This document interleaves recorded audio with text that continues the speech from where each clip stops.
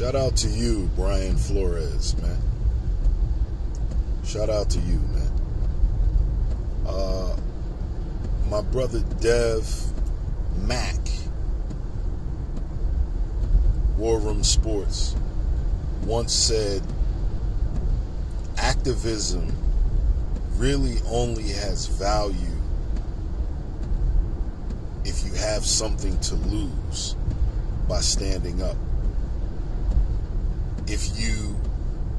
If you're laying your personal and financial safety on the line, it means something. Brian Flores will never coach in the NFL again. However, I am somewhat hopeful that his selfless, altruistic act will lead to other black and brown coaches having an opportunity in that organization. The NFL is a microcosm of American society. It is what it is. There's a lot of people, there's a lot of white people that are uncomfortable with the conversation around race, racism, bigotry, and white supremacy not only still existing, being the dominant forces within American culture. Uncomfortable with it.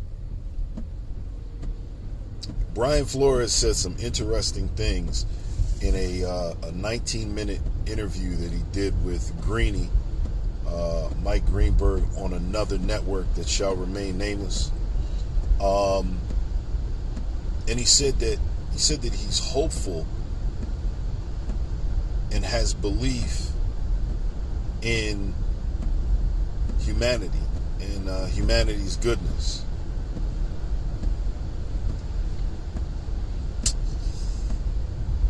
It's 2022, brother.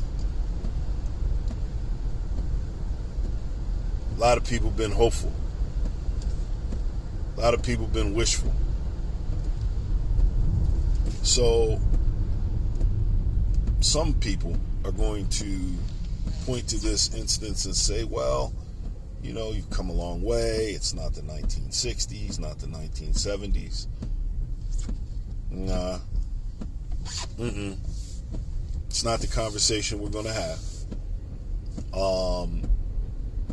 The reality is 72% of the NFL players, 72 to 75, are black.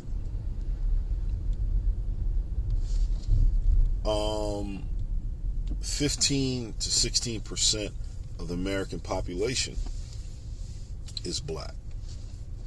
There are 32 teams. If we wanted the NFL to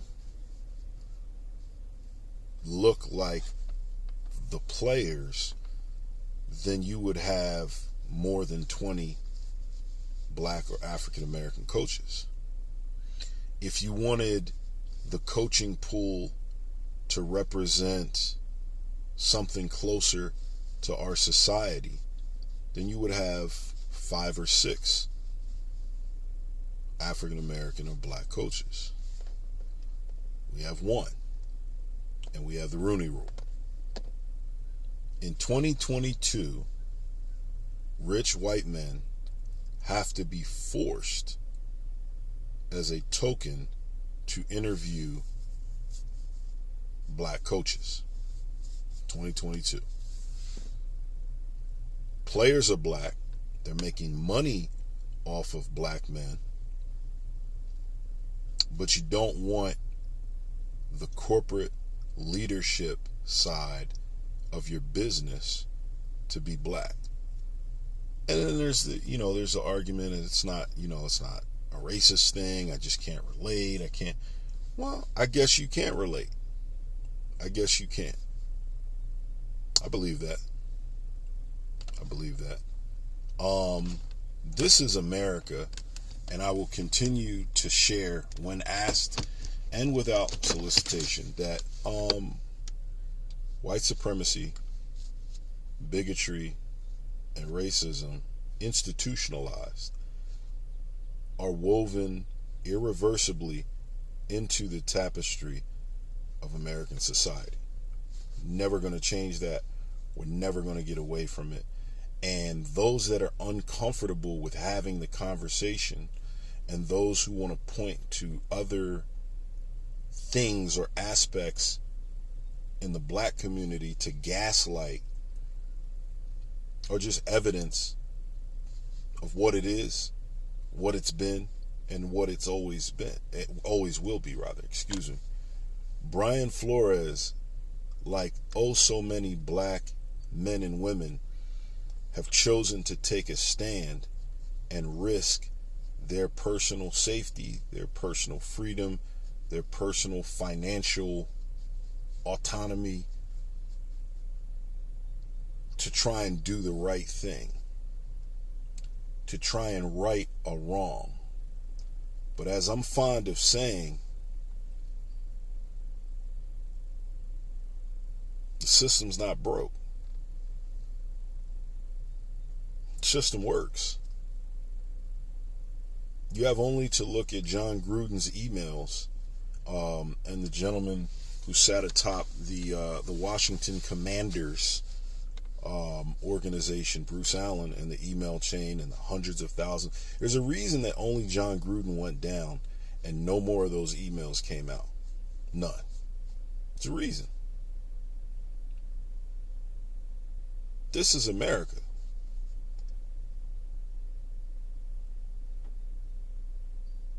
There's no more chattel slavery. You can make 6 figures in salary. You can go to college. You can live in a decent house. What more do you blackies want?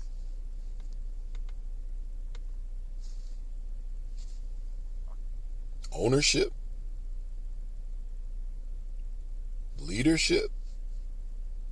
In institutions that you don't control? Nah. Salute to Brian Flores, man. I have a lot of respect for him. Have a lot of respect for the stand that he's chosen to take.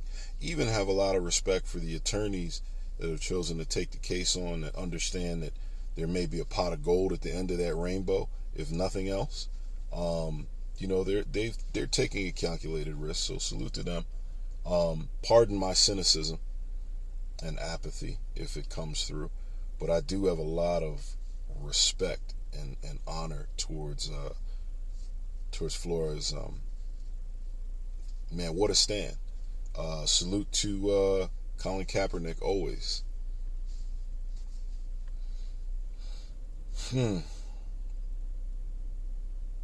B. Austin, War Room Sports.